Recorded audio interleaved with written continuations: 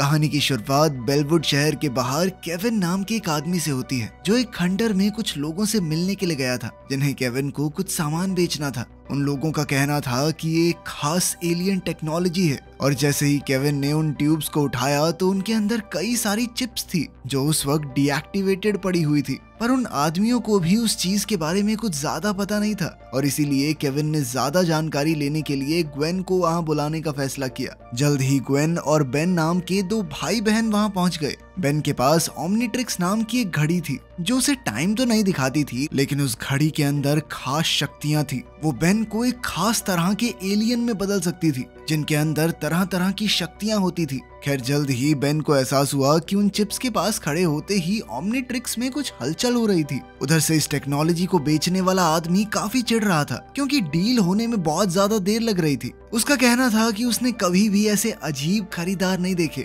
जिस पर हेलमेट पहने हुए उनकी एक साथी ने उसे बताया कि असल में ये लोग प्लम्बर्स का हिस्सा हैं, जिन लोगों का काम इस धरती को एलियंस से बचाना था। लेकिन उसका ये जवाब सुनकर बेन काफी हैरान था, और वो जानना चाहता था कि आखिर ये सब उस लड़की को कैसे पता चला। जिस पर उस लड़की ने बताया कि असल में उसका नाम एलेना वैलिडस है, और वो भी एक समय पर प्लम्बर्स की सदस्य हुआ करती थी। लेकिन फिर उसके पिता विक्टर के साथ ही उसे भी निकाल दिया गया। लेकिन इस सब के दौरान उनमें से किसी को भी अंदाजा नहीं था कि एक अनजान आदमी उन पर नजर रखे हुए था। इधर बेन एलेना को वहां देखकर काफी हैरान था, क्योंकि उसके दादा मैक्स ने उसे बताया था कि एलेना और उसके पिता ने प्लम्बर्स इसलिए छोड़ा था क्योंकि वो लोग कहीं दूर जाकर रहने वाले थे। लेकिन एलेना ने कहा कि ऐसा कुछ नहीं हुआ था। लेकिन बेन अभी भी ये समझने की कोशिश कर रहा था कि आखिर एलेना इन गैर कानूनी ठगों के साथ क्या कर रही है। जिस पर एलेना ने उसे बताया कि वो यहाँ पर सिर्फ उससे मिलने के लिए ही आई थी, क्योंकि उसके पिता विक्टर पिछले कई दिनों से गायब हैं, और लाख कोशिशों के बावजूद भी उनका कोई सुराग नहीं लग पाया था। पर तभी दूर खड़े उस आदमी ने चिप्स को कंट्रोल करना शुरू कर दिया, जिसके बाद वो चिप्स उन ट्यूब्स को तोड़ते हुए बाहर निकले, और उन्होंने वहां मौजूद सभी लोगों पर हमला शुरू कर दिया।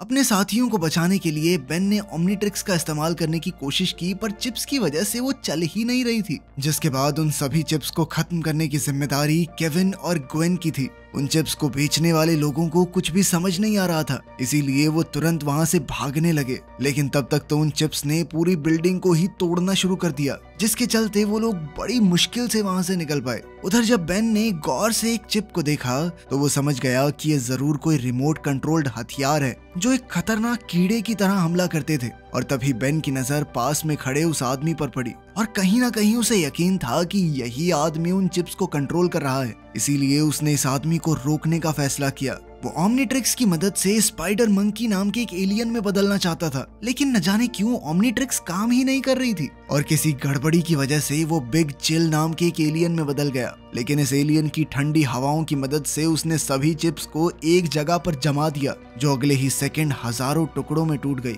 इसके बाद बेन ने उस आदमी की तरफ भागने का फैसला किया, पर जैसे ही उसने उस आदमी पर हमला किया तो उस आदमी ने किसी तरह से बचते हुए ग्वेन के ऊपर कई सारे कीड़े फेंक दिए, जिसके चलते बेन को उसे बचाने के लिए नीचे आना पड़ा। और इसी मौके का फायदा उठाकर वो आदमी वहां से निकल गया। लेकिन उस आदमी के साथ साथ एलेना भी वहां से गायब थी, और अब केविन और ग्वेन का मानना था कि ये सब कुछ एलेना का ही किया धरा है। लेकिन बेन को अभी भी लगता था कि वो इस सब में शामिल नहीं है, और अब उसने सोच लिया कि वो सच्चाई जानकर रहेगा कि आखिर एलेना और उसके पिता विक्टर को क्यों निकाला गया था प्लम्बर्स से। और इसके लिए वो सीधा अपने दादा मैक्स के पास गए। लेकिन उस वक्त मैक्स कम्युनिकेशन सेंटर में नहीं था, और इसीलिए उन तीनों ने मैक्स का इंतजार करते हुए कुछ चिप्स को टेस्ट करने का फैसला किया, जिसमें उन्हें पता चला कि ये चिप्स पूरी तरह से टेक्नोलॉजिकल नहीं थी। उनके अंदर मशीन के साथ साथ एक जिंदा कीड़ा भी था। इस बारे में और ज्यादा जानने के लिए ग्वेन ने अपनी शक्तियों का इस्तेमाल करने का फैसला किया, लेकिन उसकी जादुई शक्तियां उस पर काम नहीं कर रही थी।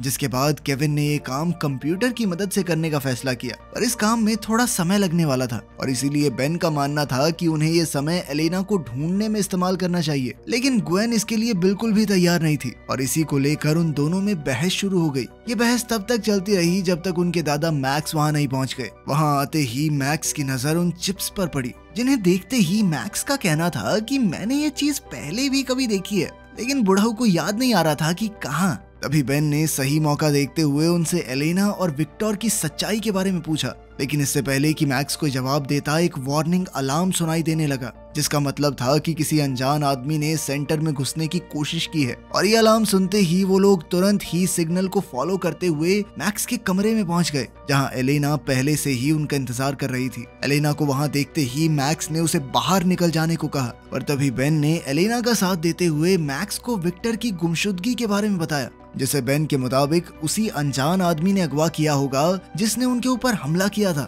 लेकिन अभी भी बाकी सब लोग एलेना के खिलाफ ही थे और इसीलिए केविन उसे कमरे से बाहर ले गया ताकि मैक्स अकेले में बेन और ग्वेन से बात कर सके। जिसके बाद मैक्स ने उन्हें कंप्यूटर में विक्टर की फाइल दिखाते हुए बताया कि असल में विक्टर को प्लम्बर्स से इसलिए निकाला गया था क्योंकि वो एलियन चिप्स को चुराते हुए रंगे हाथों पकड़ा गया था। पर यह फाइल देखने के बावजूद भी बेन के मुताबिक एलेना का इस सब से कोई लेना देना नहीं है और वो उस आदमी तक पहुंचने का इकलौता रास्ता थी। पर मैक्स को एलेना की बातों पर 1% भी भरोसा नहीं था और इसीलिए बेन ने अपने हिसाब से आगे बढ़ने का फैसला किया। जिसके बाद वो मैक्स की बाइक लेकर एलेना के साथ खुद ही उस आदमी को ढूंढने के लिए निकल गया और अब वो लोग तेजी से उस जगह की तरफ बढ़ रहे थे जहां एलेना को वो चिप्स मिली थी। उधर विक्टर रात के समय एक सुनसान सड़क पर अकेला चल रहा था कि तभी दो आदमियों ने उसे रास्ते में ही रोक लिया और उनके मुताबिक उसे रात में ऐसे अकेले नहीं घूमना चाहिए। पर विक्टर का कहना था कि वो बिल्कुल भी अकेला नहीं है और ये कहते ही उसने अपने कोट के नीचे से कई सारे कीड़ों को उन आदमियों के ऊपर छोड़ दिया। इधर बेन और एलेना तेजी से आगे बढ़ रहे थे पर वो इस बात से अनजान थे कि विक्टर पहले से उनका इंतजार कर रहा था और जैसे ही वो दोनों एलेना की बताई हुई जगह पर पहुंचे तो उन्होंने चारों तरफ छानबीन करना शुरू कर दिया। वहीं विक्टर उस बिल्डिंग के बाहर शिपिट नाम की एक कंपनी के ट्रक में हजारों चिप्स लोड करवा रहा था और इस हलचल के बावजूद भी उन दोनों को कुछ भी पता नहीं लगा और वो विक्टर की लैब में छानबीन करने में लगे हुए थे, जहां उन्हें कई सारे डॉक्यूमेंट्स मिले जिनमें शिपिट का डिलीवरी फॉर्म भी शामिल था। इससे पहले कि वो लोग कुछ समझ पाते तभी उनका सामना कुछ अनजान लोगों से हुआ जो उनकी मदद करना चाहते थे। पर तभी बेन की नजर उनकी आंखों पर पड़ी जो काफी अजीब सी थी। जिसके बाद एलेना ने उसे बताया कि उन लोगों के अंदर चिप्स घूम रही थी और न जाने कैसे वो उनके काबू में है। तभी उनमें से एक आदमी ने कहा कि वो उन्हें अपनी रानी से मिलवाना चाहता है। जिसके बाद वो लोग धीरे धीरे आगे बढ़ने लगे। बेन तुरंत ही ओमनीट्रिक्स का इस्तेमाल करना चाहता था लेकिन चिप्स के पास होने की वजह से वो दोबारा से नहीं चल रही थी, जिसके चलते उन्हें मजबूरन वहां से भागना पड़ा। पर फायर एग्जिट से बाहर निकलते हुए उन्हें एहसास हुआ कि वो लोग चारों तरफ से घिर चुके थे और इसीलिए बेन ने अपनी ओमनीट्रिक्स को ओवर पावर करके उन लोगों पर एक हमला किया जिसने उन सभी को पीछे धकेल दिया और इस मौके का फायदा उठाकर वो लोग अपनी बाइकों पर बैठकर भाग निकले। लेकिन वहां से निकलते ही एलेना की बाइक फिसल गई, जिसके बाद बेन को उसे अपनी बाइक पर बैठाने के लिए वापस आना पड़ा। वहां से निकलते ही बेन ने एलेना को बताया कि अब उन्हें जल्द से जल्द शिपिट के ऑफिस जाना पड़ेगा क्योंकि इस पहेली का अगला सुराग वहीं से मिल सकता है।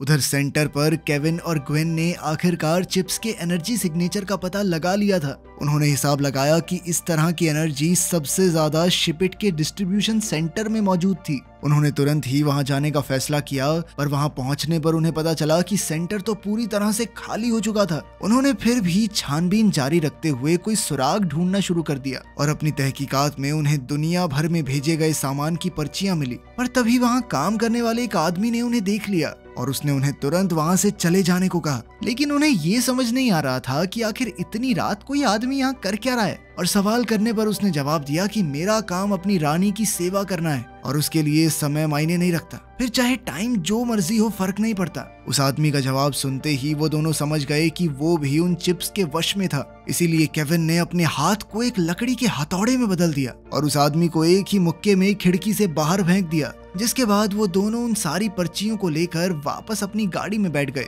पर तभी उन दोनों की नजर दोबारा उस कर्मचारी पर पड़ी जो अपने हाथों से कुछ अजीब कर रहा था और जैसे ही उन्होंने अपने आसपास देखा तो वो तुरंत ही समझ गए कि वो आदमी उन पर हमला करने के लिए चिप्स को तैयार कर रहा था। अगले ही सेकंड उन सभी चिप्स ने उन दोनों पर हमला करना शुरू कर दिया। केविन ने वहां से दूर जाने की कोशिश की पर उन चिप्स ने 3 बहुत बड़ी बॉल्स का रूप लेकर तेजी से उनकी गाड़ी का पीछा करना शुरू कर दिया। उनसे बचने के लिए केविन ने अपनी गाड़ी को तेजी से घुमाकर एक बॉल की टक्कर कराकर उसे तबाह कर दिया। लेकिन अगले ही सेकंड वो बॉल दोबारा से जुड़ गई और अब केविन के पास अपनी रफ्तार से उन्हें पीछे छोड़ने के अलावा कोई दूसरा चारा नहीं था। और इसीलिए उसने अपनी गाड़ी का टर्बो मोड चालू कर दिया, लेकिन इससे भी कोई फायदा नहीं हुआ और वो बॉल्स अभी भी उनका पीछा ही कर रही थी। इसीलिए केविन उन्हें खाली मैदान में ले गया, जहां उसने उन बॉल्स को अपनी गाड़ी से कुचलने की कोशिश भी की, लेकिन इस कोशिश में उसकी गाड़ी ही पलट गई। जब वो लोग अपनी गाड़ी से बाहर निकले तो वो चिप्स अभी भी उनके ऊपर थी और अब उन्होंने साथ जुड़कर एक बहुत बड़ी बॉल का रूप ले लिया। अब केविन ने उनका सामना करने के लिए खुद को लोहे का बना लिया, पर तभी अचानक से बेन वहां ह्यूमंगासौर नाम के एक एलियन का रूप लेकर पहुंच गया, जिसके बाद बेन ने उस बॉल को एक ही मुक्के में तबाह कर दिया। पर तभी उन चिप्स ने अपना रूप बदल बदल कर उस पर लेजर से हमला करना शुरू कर दिया, लेकिन ह्यूमंगासौर की मोटी चमड़ी की वजह से बेन को कुछ खास फर्क नहीं पड़ रहा था। पर बेन के बार बार हमला करने के बावजूद भी वो चिप्स बार बार अलग रूप बनाकर लड़ने आ जाती थी और इसीलिए बेन ने मौका देखकर उन पर केविन की कार से हमला किया, जिसने उन सभी चिप्स को एक ही बारी में तबाह कर दिया। इस मुसीबत को खत्म करने के बाद बेन अपने नॉर्मल रूप में आ गया, जिसके बाद उन सभी ने लैब में एक नए सैंपल की जांच करने का फैसला किया। जिसके बाद वो लोग एलेना को लेकर सीधा अपने दादा मैक्स के पास पहुंचे, जो उस वक्त दुनिया भर में फैले उन हाईटेक कीड़ों की खबर देख रहा था। उन सब की पूरी बात सुनने के बाद मैक्स ने उन नए सैंपल्स की जांच की, जहां उसे पता चला कि ये चिप्स असल में स्पेस से आए हैं। अपनी जांच खत्म करने के बाद मैक्स ने उन सभी चिप्स को वापस डब्बे में डाल दिया, लेकिन अनजाने में उनसे एक चिप बाहर ही छूट गई। इसके बाद वो सभी लोग इस समस्या से बाहर निकलने का रास्ता ढूंढने लगे। तभी बेन को उनकी रानी का ख्याल आया, जिसके बाद उसका कहना था कि उन्हें सिर्फ इन चिप्स की रानी को खत्म करना है, बाकी लोग रानी की मर्जी के बिना काम नहीं कर पाएंगे। लेकिन इस सब के दौरान किसी की भी नजर वहां घूम रही चिप पर नहीं पड़ी। साथ ही रानी को ढूंढना कोई इतना आसान काम तो था नहीं और इसीलिए वो सभी लोग कंप्यूटर्स पर बैठकर इस बारे में और जानकारी इकट्ठा करने में लग गए। लेकिन फिर मौका देखकर वो आजाद चिप चुपचाप मैक्स के हाथ पर चढ़ गई, जिसके कुछ देर बाद जब बेन अपने दादा मैक्स से कुछ सवाल पूछने के लिए गया तो मैक्स ने उसके ऊपर हमला करने की कोशिश की, जिसे देखकर बेन तुरंत ही समझ गया कि मैक्स अब उन चिप्स की रानी के वश में था। और जब बाकी लोगों को बेन के चिल्लाने की आवाज सुनाई दी तो केविन ने तुरंत ही पीछे से जाकर मैक्स को बेहोश कर दिया। लेकिन इसके बाद वो लोग आपस में बात करने लग गए, जिसका फायदा उठाकर मैक्स ने स्मोक मशीन चालू कर दी, जिसके धुएं से वहां ऐसा माहौल हो गया कि कुछ भी देख पाना बहुत मुश्किल था। और ऐसे हालातों में मैक्स वहां से निकलने में कामयाब हो गया।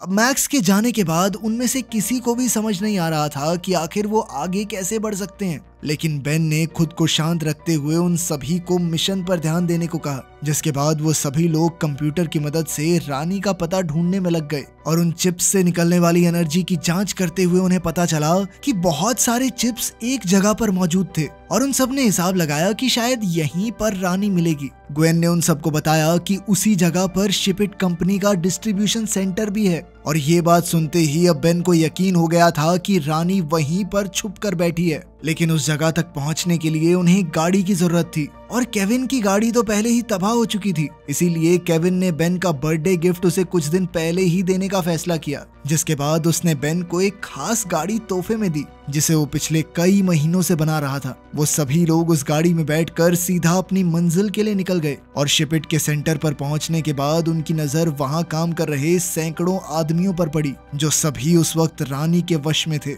अपने शक को यकीन में बदलने के बाद जब वो लोग आगे बढ़े तो उनकी नजर मैक्स पर पड़ी, जो बाकी लोगों के साथ मिलकर काम कर रहा था। लेकिन वो लोग चाहकर भी उस वक्त अपने दादा को बचा नहीं सकते थे और इसीलिए उन्होंने आगे बढ़ने का फैसला किया। कुछ देर तक आगे बढ़ने के बाद वो लोग एक बहुत बड़े कमरे में पहुंच गए, जो काफी सारे लोगों से भरा हुआ था और उन्हीं सब लोगों के बीच विक्टर भी मौजूद था। उसे देखते ही केविन समझ गया कि उस दिन खंडर में विक्टर ने ही उनके ऊपर हमला किया था और अब उन सभी को एलेना के ऊपर भी शक होने लगा था कि कहीं वो अपने पिता से तो नहीं मिली हुई थी। लेकिन एलेना ने कहा कि मुझे इस बारे में कुछ नहीं पता और तुम्हारे दादा भी तो रानी के लिए काम कर रहे हैं, क्या वो भी मेरे बाप के साथ ही मिला हुआ है? और उसकी इस बात में कहीं ना कहीं सच्चाई भी थी, क्योंकि विक्टर बिल्कुल मैक्स की तरह ही बर्ताव कर रहा था। लेकिन केविन को अभी भी एलेना पर पूरा विश्वास नहीं था।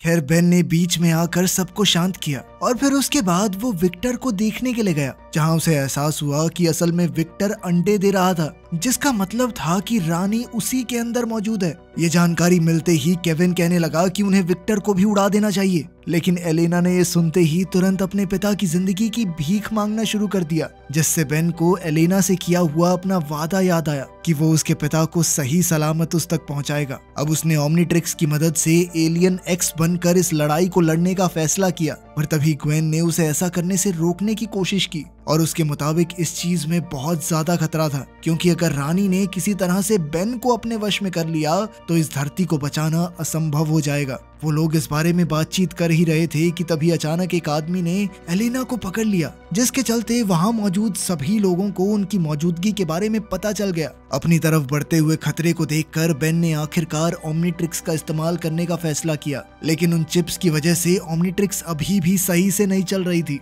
और वो बहुत बड़े एलियन एक्स की जगह नैनोमैक नाम के एक दूसरे एलियन में बदल गया, जो असल में इंसान और नैनो चिप का फ्यूजन था। इसके बाद बेन खुद को और छोटा करते हुए सीधा विक्टर की तरफ बढ़ा और वो चुपचाप विक्टर की नाक के जरिए उसके शरीर के अंदर घुस गया, जहां पहुंचते ही उसे रानी की आवाज सुनाई देने लगी। वहीं बाहर उसके साथ ही बाकी आदमियों से लड़ने में लगे हुए थे और बेन अकेला विक्टर के शरीर के अंदर उस रानी से लड़ रहा था। रानी उसे अपने वश में करने के लिए हर एक मुमकिन कोशिश कर रही थी। दरअसल रानी का प्लान था कि वो पूरी दुनिया के इंसानों को एक ही बारी में खत्म करेगी और इसके लिए उसने अपने सभी चिप्स को एक्टिवेट कर दिया, लेकिन तभी बेन ने पूरी ताकत के साथ उसके ऊपर एक आखिरी हमला कर दिया, जिससे रानी का शरीर पूरी तरह खत्म हो गया। जल्द ही वहां मौजूद सभी लोग वापस अपने होश में आने लगे और बाकी सारी चिप्स भी अपने आप ही तबाह हो गई। बेन भी विक्टर के शरीर से बाहर निकल गया, जिसके बाद उसके दादा मैक्स ने उसे शाबाशी देते हुए अपने पुराने दोस्त विक्टर से भी माफी मांगी, क्योंकि उसने जरूरत के वक्त विक्टर पर भरोसा नहीं किया था। इसके बाद मैक्स ने बेन को प्लम्बर्स का नया चीफ बनाने की बात कही, लेकिन बेन ने तुरंत इनकार कर दिया, क्योंकि बेन का कहना था कि दद्दू आप अभी इतने बूढ़े नहीं हुए हो, अभी रिटायर होने की उम्र थोड़ी है आपकी, अगले कुछ सालों तक ऐसे ही मदद करो हमारी, ठीक है। आखिर में एलेना और विक्टर भी उनकी टीम में उनके साथ जुड़ने के लिए तैयार हो गए। वीडियो पसंद आई तो लाइक कर देना, चैनल को सब्सक्राइब कर लेना। मिलते हैं अगली वीडियो में।